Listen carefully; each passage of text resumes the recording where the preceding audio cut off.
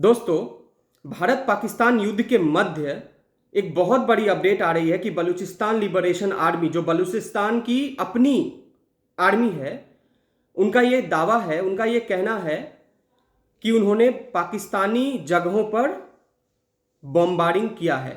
उन्होंने पाकिस्तानी जगहों पर अटैक किया है और एक दो नहीं बल्कि पूरे 39 लोकेशंस पर उन्होंने बॉम्बार्डिंग किया है।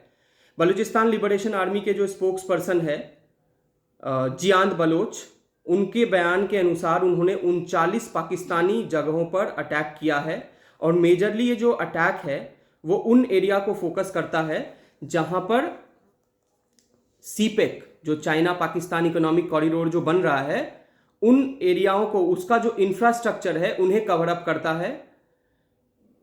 नॉर्मल जो इंफ्रास्ट्रक्चर है जो पाकिस्तान बनाने की कोशिश कर रहा है उन्हें कवर अप करता है और बहुत सारे ऐसे लोकेशन है जैसे मिलिट्री कॉन्वॉयज को फोकस करता है, पुलिस स्टेशंस को फोकस करता है।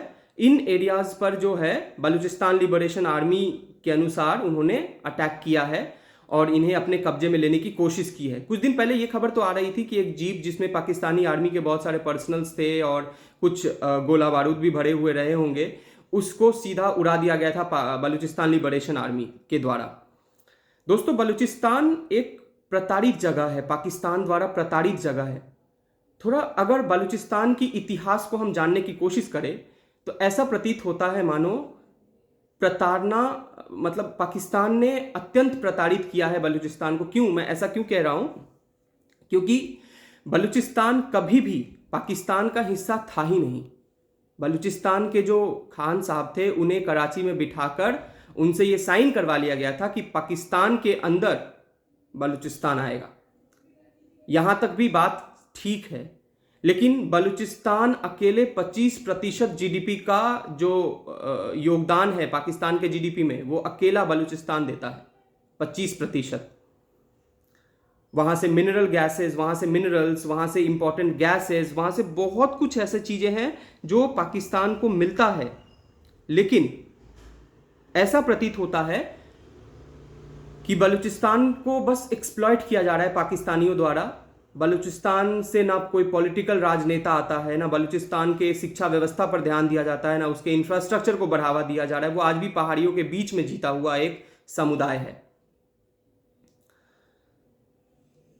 अब ऐसा प्रतीत होता है कि भारत पाकिस्तान का जो युद्ध चल रहा है, इसमें पाकिस्तान को न केवल भारतीय जवानों को का सामना करना पड़ रहा है बल्कि बलूचिस्तान लिबरेशन आर्मी के जवानों का भी सामना करना पड़ेगा।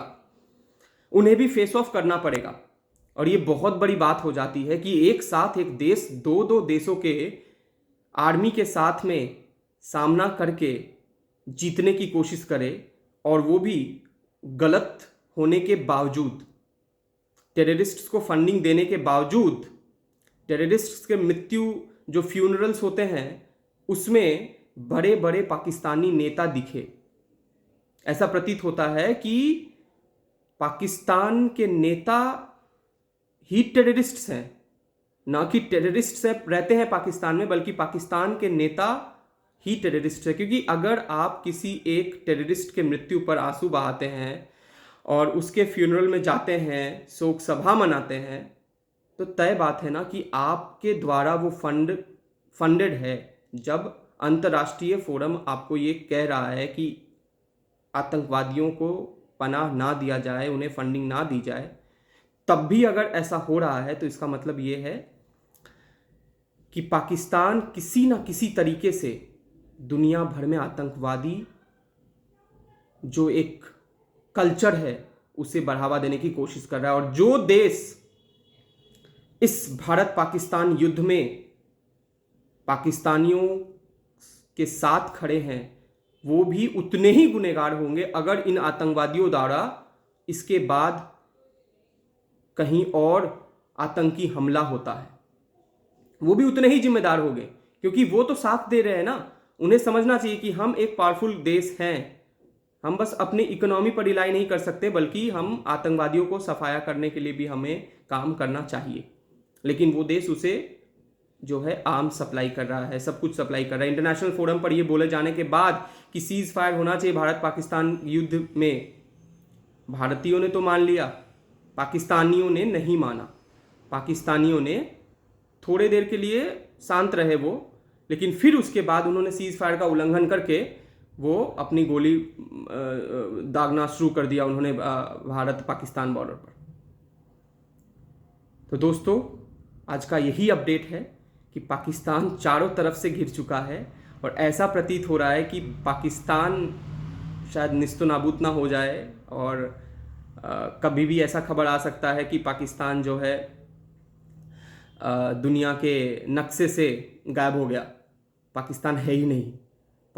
हमें खोजना पड़ेगा कि पाकिस्तान है किधर, कहाँ था, उसका इतिहास जानना पड़ेगा। तो धन्यवाद, ये बहुत बड़ी एक अपडेट थी।